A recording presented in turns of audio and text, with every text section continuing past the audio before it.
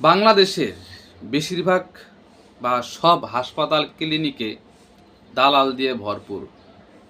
একটা ডাক্তারের পরামর্শ নিতে গেলেও সেখানে সিরিয়াল দিতে হয় এবং অগ্রিম টাকা পেড করতে হয়।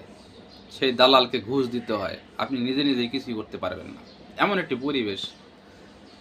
আপনি ডাক্তার দেখিয়ে বাইরে হয়েছেন প্রেসক্রিপশন নিয়ে, গেটের সামনে দালালের অভাব নাই। বিভিন্ন ওষুধ কোম্পানির লোক দাঁড়িয়ে আছে, আপনার প্রেসক্রিপশন নিয়ে দেখতেছে। এটা কোন ধরনের ব্যবহার? আমার প্রেসক্রিপশন কোম্পানির লোক চেক করবে কোন ওষুধ লেগেছে কিনা। এতে করে বোঝা যায় ডাক্তাররা ওষুধ কোম্পানির কাছে বিক্রি হয়ে যায়। যদি একটা ডাক্তার একটা ওষুধ কোম্পানির কাছে বিক্রি হয়ে যায়, তাহলে দেখা গেছে একটা কোম্পানির প্রত্যেকটি ওষুধ তো আর গুণগত মান একরকম নয়।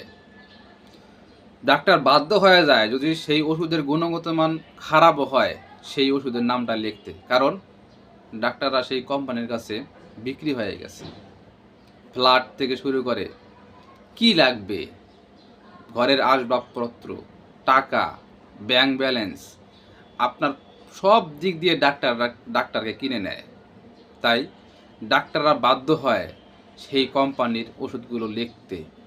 আর সেই জিনিসটি, সেই প্রেসক্রিপশন চেক করার জন্যই হাসপাতাল ক্লিনিকের সামনে কোম্পানির দালালের ভিড় থাকে। আমরা এই জিনিসটা থেকে মুক্তি চাই।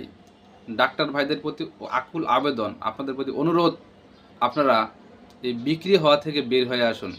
কারণ আপনারা শপথ করেছিলেন যে জনগণের সেবা করাই আপনাদের কাজ, কিন্তু আপনারা তো জনগণের সেবা করার নামে জনগণের সাথে প্রতারণা করতেছেন। এই জিনিসটা ভেবে দেখবেন।